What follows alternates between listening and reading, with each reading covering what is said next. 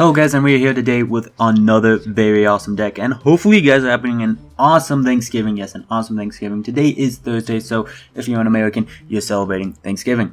And this is not Thanksgiving themed at all. This is d.d.d, Different Dimensional Demons. And when they came out in not Clash of Rebellions, what am I talking about? When they came out in Dimension of Chaos, I didn't think they were going to be a big deck or actually even worth looking into.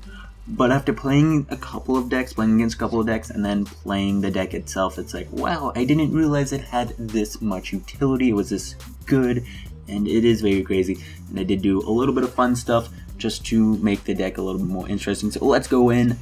3 d.d.d Gallia. Gelly, I'm not sure how you pronounce it, Galil, maybe.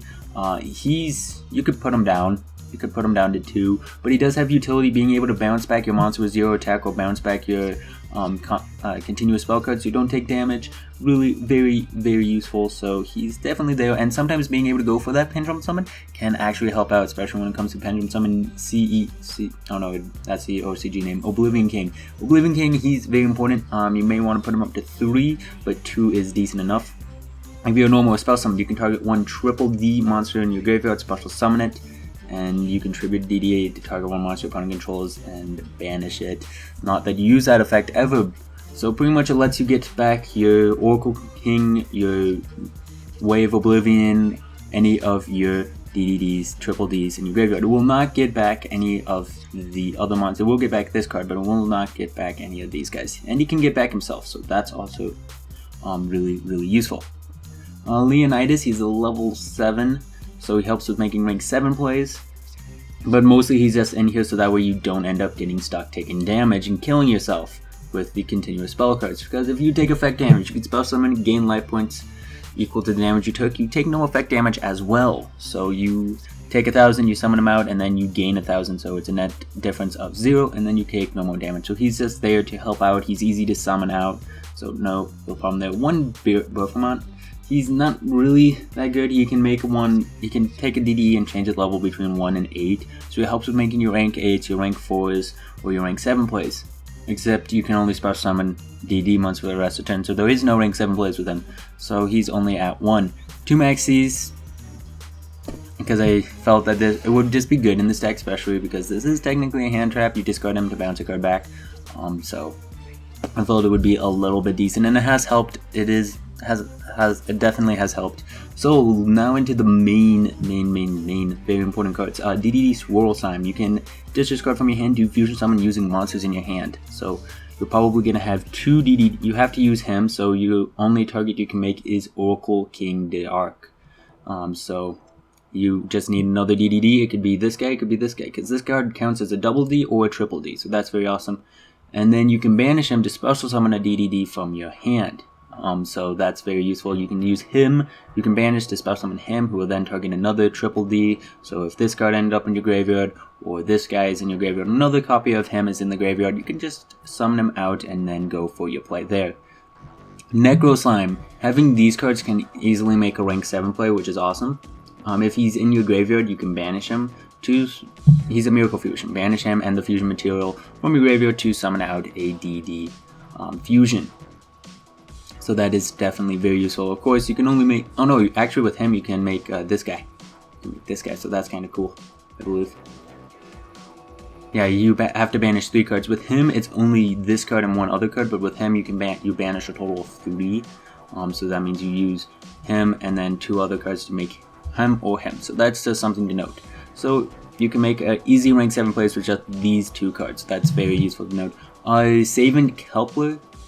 He will switch out our continuous spell cards, our covenant spell cards, or trap cards. So he's definitely very useful. He can also bounce back a d.d card you control, but that's not very useful. A Fang of Critias. Yes, Fang of Critias. I decided to take this in because I realized that Crush card is absolutely amazing in this deck. And then I was like, hey, why not on the original Crush card with Doom Virus Dragon? If you don't know what Doom Virus Dragon is, it is the original Crush card virus. Check your opponent's hand, all monsters they control, and all cards they draw until the end of their 3rd turn after this effect activation, and destroy them with 1500 attack. And so this card is just very, very useful, having that legendary Dragon Critias. You will see one duel tomorrow where I actually get it off, and that was kind of awesome. Unfortunately, I was facing Gretel, so all the monsters were really low, but just being able to see your opponent's entire hand and get rid of a couple of monsters is useful. You can take it out. It definitely doesn't need to be there. You could draw into it as dead if you did use the Crush card. You just need to be careful if you do want to run it. Just try to make Crush card be as valuable as it possibly can. So, Upstart and Chicken Games, just to manipulate life a little bit, and Chicken Game will prevent you from taking damage from your continuous spell and trap cards. So that's very, very, very awesome. You're down on life, oh, Chicken Game, now you won't take damage. So it just helps against that, but you can still gain life points. So you won't be able to use him because you won't be able to take damage. But if you have this card out, you can still gain 1,000 life points, even if this card is on the field. So it's just helpful in every situation. You just draw more cards, you just have greater consistency, and so it's definitely very useful. For trap cards, 2 time space, 2 great horns, and then a solemn and a crush card. Those are to help against those pendulum decks. Definitely Magispectors and Cosmos, definitely. And then this card can get rid of Cosmos, and so just side this out against Cosmos, definitely. They won't be getting into their extra deck too much, but this card will definitely be useful. All these cards are really useful against anything, pretty much, because most things will get into their extra deck. So time space and Great Horn or Grand Horn is live, except for Cosmos. Cosmos don't get into their extra deck, but you can still time space them. You just won't be able to Great Horn them. So definite utility, and that is it for the main deck. It's very interesting, very fun to play, trying to get off those combos. And now onto the extra deck. This guy's awesome. This guy's awesome. You can put him down to 2, so that way you could put him up to 2. But normally, if you make you only make one of these and one of him in a game, so there's no need to worry. Because if you do, you're probably gonna go for game. This guy's awesome, and I make a huge misplay with him in one of my duels.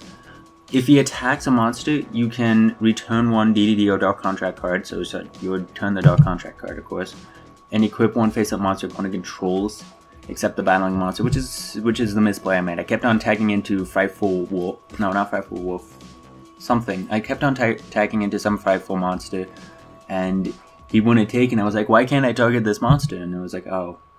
And I ended up losing because I didn't get rid of that one Frightful monster that can't be destroyed by battle. So that was really annoying for me. But being able to equip that monster, like being able to relinquish, is awesome. He gains attack equal to the combined attack. I had 2 sheeps attached to him, and that was awesome. And then d.d.d Oracle King to Arc will, as I said before, increase your life when you take any burn damage, so whether your opponent's card or from your continuous spell and trap cards.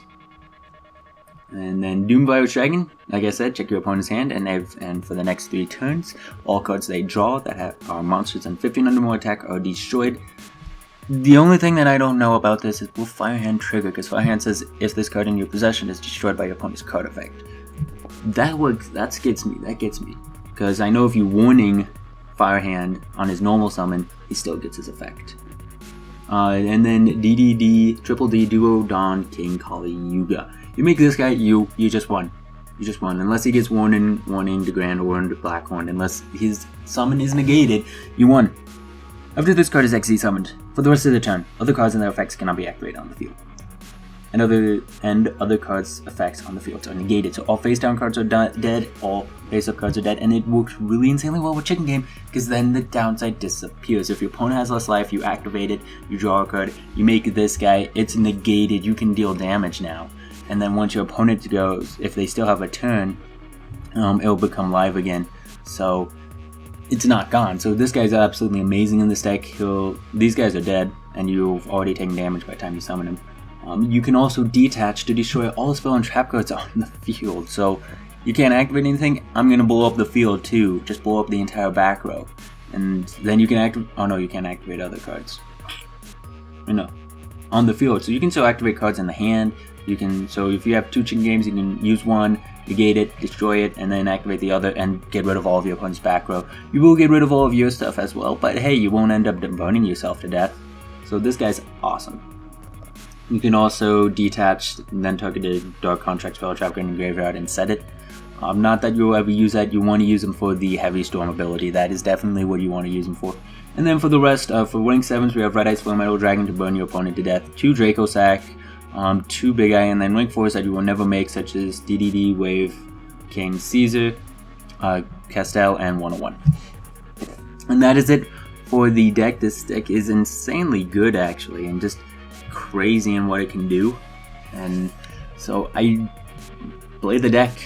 It'll be better than what you think it will. And yeah, Chicken Game definitely very useful in this deck just to help out with not taking damage. Wavering Eyes should definitely be in this deck, maybe only 1 or 2, so take out the Finger Critias, put 1 in, but side deck the 3rd. You don't want to draw into too many, it's kind of dead. You don't want to use some of these pendulums, you want them in their hand and not on the field. So I hope you guys enjoyed this deck profile, and we'll stay tuned for the duels tomorrow. And again, happy Thanksgiving, guys. I just want to stress that I am so thankful for you guys this year. It's been amazing. I can't believe I hit 100 subscribers. I'm still amazed by that. So hopefully you guys have a happy Thanksgiving.